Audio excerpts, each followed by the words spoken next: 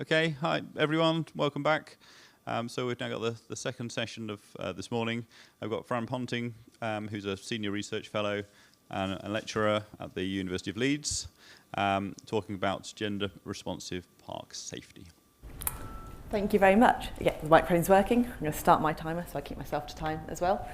So welcome this morning I'm going to talk to you a bit about scaling gender responsive park safety insights with Open GIS. So I want to sort of acknowledge my amazing team who are behind the research. Mel wishes she was here today. She's actually off teaching open spatial GIS down in London, so couldn't make it. But one of the reasons we're here at FOSGeo today is she won the OSGeo prize at the Jesuit conference back in April, and we came here to share our research with you today. But mainly to show you that we're quite a mixed interdisciplinary team. We've got some spatial data science skills, architecture background, green space knowledge, and all the way to our colleague Anna Barger, who's in law, so comes from a very much legal perspective, and Maeve, who's in the audience today and is running 2 workshops this afternoon about web accessibility 101, making research and geospatial applications inclusive, and also building sustainable open source dashboards, archiving strategies, and long-term success. So they're both really interactive workshops. You don't need to have anything with you. We're just going to be kind of talking about strategies, ideas. It's interactive, but you're not going to be sitting typing code. We're very much going to be talking to you about the topics. So why am I talking to you about this? After dark, 4 in 5 women don't feel safe walking alone versus 2 in 5 men. Just thought I'd put that stat up there to kind of show you where we're coming from, why we're interested in women's safety in parks or around the UK at all. This is some research done by my colleague Anna, based in West Yorkshire. So what made women and girls feel safe or unsafe in parks? So proportional here, we've got during the day is a lighter colour, after dark is a darker colour, higher bar across these different locations. Proportion of women and girls who felt safe or very unsafe walking alone. And she did some fantastic research distilling down the kind of factors that played into why women and girls feel safe or not. And as people with a GIS background, you'll see a lot of these factors are inherently spatial. She came at this from a completely non-spatial background, from a law, from a legal perspective of what can we do to make parks safer, working with police, etc. I read her research, I was like, this is, especially the physical kind of signs of structures of the park, inherently spatial. So I said, well, why don't we do a project using open spatial data to try and capture some of these aspects that women and girls have identified that make them feel less safe or more safe in parks. And I'll talk to you a bit about some of those in a minute. And why don't we make an open spatial application? So what we aimed to do was to build on the Safer Park works using open source spatial data to identify areas in parks that promoted feelings of safety for women and girls and highlight areas of future improvement. And then we wanted those findings to be displayed in an open web dashboard, which was accessible to kind of local community groups. In the UK particularly, there's not much budget in local authorities to maintain parks. A lot of that maintenance comes down to local volunteer groups. So for use for those groups, councils themselves, and different community organisations to sort of make decisions around park planning. And we'll talk to you a bit at the end about what it's been used for so far. So this is what we thought we needed to do: identify the relevant open data, focus on reproducible and scalable methods. So we started the project focusing locally in parks in Bradford. Bradford is a city of culture this year, so if you've not checked it out, I would recommend a visit to Bradford. There's a lot going on, particularly this year. But how we could think about scaling those methods both to a national scale and potentially in the future internationally as well. We then went about thinking about how we could establish methods of assessing park safety and heterogeneity. There's not a one-size-fits-all solution to this problem. Some women, for example, prefer open spaces to exercise. They've got better lines of sight. Muslim women, and Bradford's got a large Muslim community, prefer areas with slightly more cover. They feel it's kind of more private, and they tend to exercise in groups as well.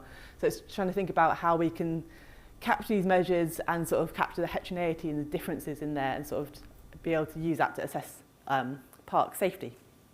We then wanted to develop the dashboard and then make sure we were testing our dashboard with user groups. So making sure that what we were doing was actually usable for the people we wanted to be using this information. So inherently people without a GIS background, people who wouldn't necessarily be comfortable opening up GIS and making a map, or perhaps their sort of exposure to GIS is probably just Google Maps. So we took the research, which had been converted into this guidance. I'd really recommend checking it out. Version 2 of the guidance was published on Tuesday and has been implemented by police as well as part of their kind of design out crime strategy as well. And essentially it distills into these 10 principles of safety in the park. So the idea of eyes on the park, busyness and activation, the idea of other people using the park, who's moving around, staffing and authority figures. So are there sort of safe people in the park so that you can sort of interact with, see, you know where they're there, you know when other activities are on as well. So things like park run, a lot of women choose to go to parks during park run even if they're not actually taking part in park run because you have that sort of other people using parks. Awareness, so the ideas of visibility and openness. Escape routes from park. Lighting, so availability of lighting after dark, especially in the UK. If you're commuting back after dark or commuting in winter, it gets dark at 4 p.m. Your commute often changes and gets longer if you're a woman. Wayfinding and layout, so how easy it is to navigate the park. Again, the GIS people in you will be thinking, these are all spatial methods. And then ideas of inclusion, so how the kind of ideas of belonging, familiarity, image within the park, so is there graffiti, is there fire tipping, access and locations, how easy it is to access the park, is it near other public services, points of interest, and co-production and community engagement, so kind of focus on bringing those people into the discussion, not just informing them what they want, but having that two-way conversation. So we identified some open spatial data, and we relied heavily on OpenStreetMap for a lot of our data. In the UK, we have quite good, as you all know, street furniture, etc. Data Mill North is a great resource for in and around Yorkshire. It's also expanded to Manchester, I think, as well. A lot of local authorities donate or upload their data onto there, so a lot of our information on lighting comes from Open Mill North. Ordnance Survey, how open their data is and for what application where we could then host it has been a discussion that we've had, but we've used their data in part. And then also looking at local council websites, so what can we scrape off the websites to help inform what we're doing. So examples, icons, OpenStreetMap icons of all the different open data we've identified. I'm not going to talk you through that, this is our bread and butter as GIS scientists. But what we then did is we then had an event with our kind of partners who engaged, so we had West Yorkshire Combined Authority, local police, design out crime officers, community groups in the parks, and also park managers, and kind of embedding the idea of fair data principles.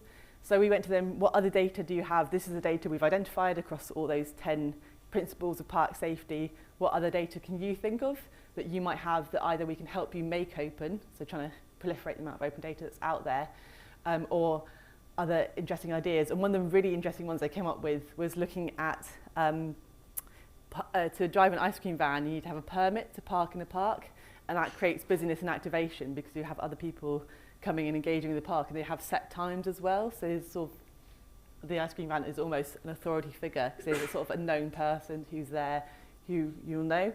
So really interesting to see what they came up with.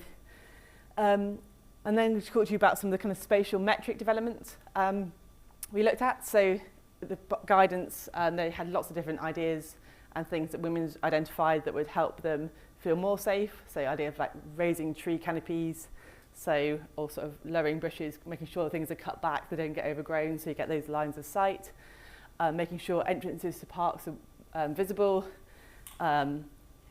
Elevation, so you can sort of how hills are curved, etc. So you can see better lines of sight. Having different choice of routes throughout. Placing facilities for like maximum natural surveillance, so putting a cafe or a point of interest centrally in the park, so you can kind of see kind of a hierarchy of paths, so what are the main paths, what are the other paths, having that choice and making sure it's really clear. Again, this was developed by someone who has no background in GIS at all, never done anything spatial, so I was like, well, we can map this, let's do it. So I'm going to take you through one of our examples. So the idea of visibility and openness, the ability to see around you, see good distances. So you can both kind of see where you're going and sort of escape routes from the park. So our typical line of sight analysis, as you know, common in kind of road safety, planning, building, telecommunications, military and gaming. So can I see if I can shoot somebody, both in real life and in a game? Less common, however, in gender sensitive analysis. So this is one of our parks. We did some line of sight analysis based on elevation and kind of key obstacles. So the dark buildings are a mixture of buildings and tennis courts with like heavy chain link fences, and the green blobs are trees. But we did some visibility analysis, just as an example. But we had to make some assumptions. So the idea that if you have done line of sight analysis, it's always the algorithm is based on average male height. Women are on average shorter than men. So we decided that was something we're instantly going to get rid of as an assumption. And we also wanted to assume what kind of worst case for visibility. So assuming it's height of summer, there's a lot of vegetation on the trees. So we went for a kind of assumed height of 1 metre to also take into consideration people, wheelchair users, and sort of line of sight from both all across the parks and also keeping to key routes. So imagining you're pushing a pushchair, for example, you have less route choice because of the road kind of conditions. So this is example of some of the analysis we did. We've also done some kind of very typical GIS, so sequential isovists, so looking at sort of how many turns you have to do through a park, using that, combining it together to produce heat maps across our parks. Looking at sort of visibility from entrances, so if you're kind of new to a park, that kind of first point of entering the park, what can you see, what can't you see? Then using that to identify recommended kind of points of interest, locations or information boards, or where it would be good to have security figures in the parks. We then got asked this question. So our partner we were working with said, we've got £400,000, we need to spend it by the end of the month. In typical kind of funding fashion, we're really keen to introduce lighting into parks. So none of the parks in Bradford currently have any lighting in them, have lighting around the edge. So we use some normal angular choice analysis. So it's basically kind of probabilistic path you would take along a kind of 15-minute network from your house. So it makes kind of assumption based on the kind of shortest path and what will be the easiest route through. So it's not taking into consideration any other environmental factors that would impact you, particularly as a woman, in going through that park. But I've highlighted it in black there, not very professionally, but that kind of black around the edge of that, recommending that sort of curved path through the park.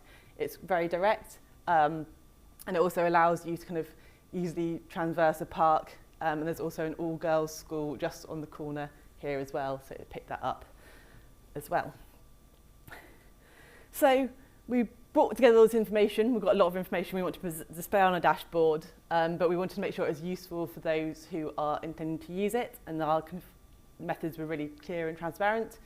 So we ran another event asking them what they wanted most from the dashboard, what features they'd like. It's kind of an online sort of sticky notes, they can move them around, interact, like, agree. So kind of measures of sort of like linking to data sources, examples of good practice, or things they're really keen of, how-to guides. So they're keen to have a kind of overview that they could use to quickly make decisions, but be able to go and investigate the methods that we'd use further if they wanted to. Definitions around the data, good data practices, making sure the data was openly licensed, etc. also came up. We had some really good nice-to-haves, which would be quite difficult to implement in what has been so far a 9-month project, which we've all been doing part-time. But it would be nice for the future, and we've got big ideas of where this is going to go. So here's a kind of screenshot of what our dashboard looks like. If you're interested in the dashboard, Maeve is going to be doing her workshops, so go talk to Maeve. But we have on the left-hand side, you can toggle between different intended user groups.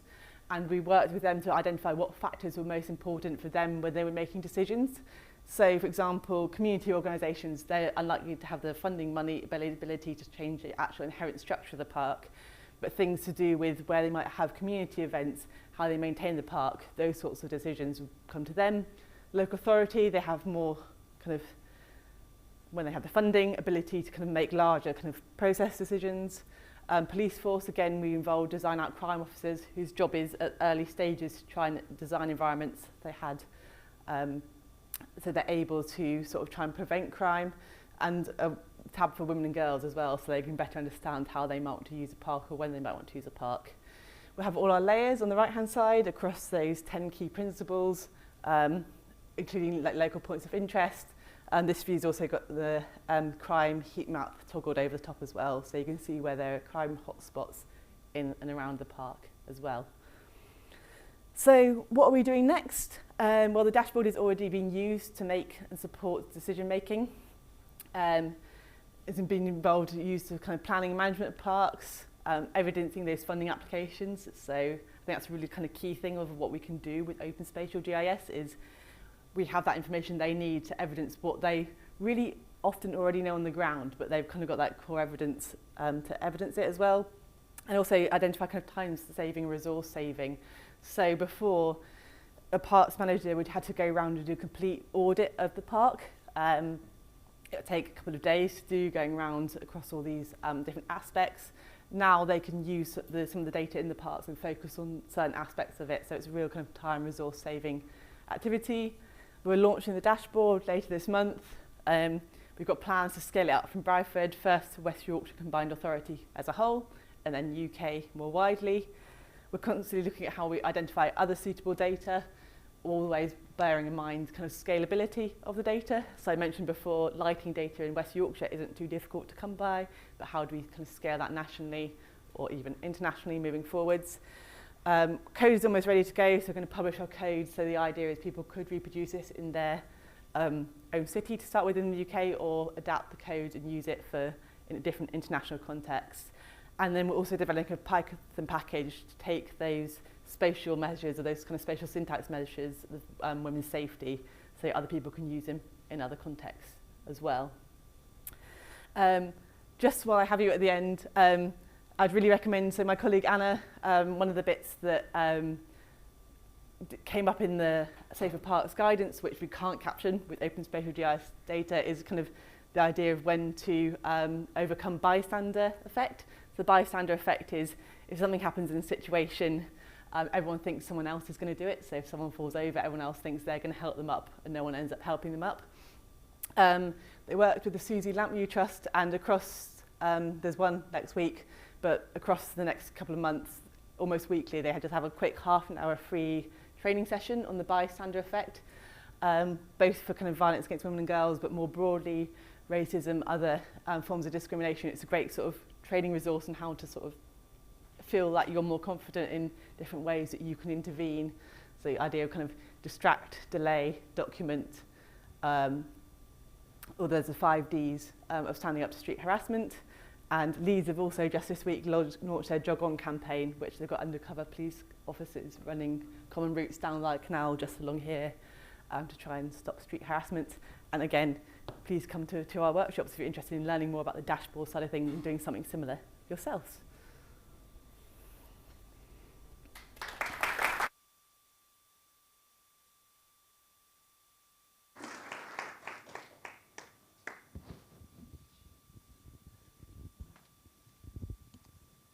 Thank you, that was fantastic. Thank you, Fran. I always marvel at the fantastic variety of talks that we have at Phos4G. We go from incredibly technical and down in the weeds with the code through to those that are looking at the applied application of GIS. So, yeah, it's a nice balance. We've got some time for some questions. If anyone has any, then we'll happily take them. Yes. Yeah, just interested whether you sort of gathered any data about other kind of facets of park use. So I'm particularly thinking of nature conservation. I know I've worked in community safety in the past, and there was a time when the police would have had us cut all the trees and hedges down because they could just do drive-bys. They didn't have to get out of the car and so actually we went the opposite way to a certain extent in my life area. We did lots of planting, put play areas and stuff to get people into parks, as well as that was available to other people. So I just wondered if you put some data on that kind of stuff. Yeah, so definitely one of the reasons we kind of looked to putting that kind of that idea of heterogeneity is you need different sorts of areas in parks, and exactly that reason. People could argue that you would just cut down all the trees, but then it's not, is it really a park anymore? for safety reasons. So yeah, sort of trying to make those kind of local decisions. And I think my lighting suggestion was like there's a lot of concern around like bats and birds and how lighting might disturb those. So it's also looking at how we map and project different types of lighting as well, or different times of day. So we want to build in some human mobility data in the future, not open mobility data, but sort of GPS ping data from mobile phones. So I think it'd be really useful to look at how people are already using parks or how it differs by time of day. And we're just starting to get gender disaggregated mobile ping data as well. So I think it'll be really interesting to look at that, and then we can sort of evidence, which I think a lot of people already know, how the commuting behaviours differ across time of day, but then also like safety concerns and making sure we're not just recommending cut down the trees, and actually if we've got this information there, they can also have that conversation and facilitate that conversation with the kind of the more environmental conservation colleagues as well in the parks. So sort of presenting that multifaceted view and using it as a tool to sort of help those conversations. You mentioned that this is a kind of part-time project, I think, in passing. Is that, sorry, I'm trying to compose a sensible question. Is that a kind of implication that this is not seen as a priority by the people funding this, the research councils, or is it something else, or you kind of see what I'm getting? Yeah, so I've realised I've been asked to repeat the question for the recording. So the question was, I mentioned it's a part-time sort of funded project, and is that then because it's not seen as a priority? We applied for this funding. It was a quite short-term pot of funding we've applied to do this with. It was only 9 months, and we only had a part-time on it. Nature kind of availability costs of this sort of research. We've actually put in some more funding application, longer term, invite-only funding to continue it. So I think it is important, and I think incredibly with the government missions around safer streets and reducing violence against women and girls, it's really a priority for the government at the moment. So we're perhaps lucky that we're in that golden area where data meets violence against women and girls, safer streets. So we're in the government's kind of good books of things they want to fund. So it depends. So I think we've got time for one more question. If yep. Oh, yeah, so in Wales there's a public map platform going on, which is a collaboration between Cambridge and Cardiff University. They're looking at this similar sort of thing, but they're not looking at the bit you're doing in particular. So I think that there feels that there's a possible collaboration. So they've got community mappers that go out engaging with schools and things like that. So one of the things they're looking at is where the children feel safe. Oh, fantastic. It'd be really interesting to see if there's a difference between how young boys feel and young girls feel, to see from that community safety bit, you know, and how does that then lead into designing local development plans? So it feels like a really interesting collaboration here, capturing what you're doing and the stuff that they're doing. 100%, yeah, I'll come talk to you and try and get their names so we can collaborate with them. Yeah. I think that's as well with the sort of, we're very open and we're trying to share what we're doing as much. Often you'll get open spatial academic researchers who are still, but this is my research, I don't want to share it. No, we want as many people using it as possible. And yeah, there's also some local work going on in Essex to do more specific crime mapping. So at the moment, the kind of geolocation of crimes isn't that well documented, so trying to improve that data as well. But fantastic, yeah, thank you very much. To leave us to say thank you, Fran.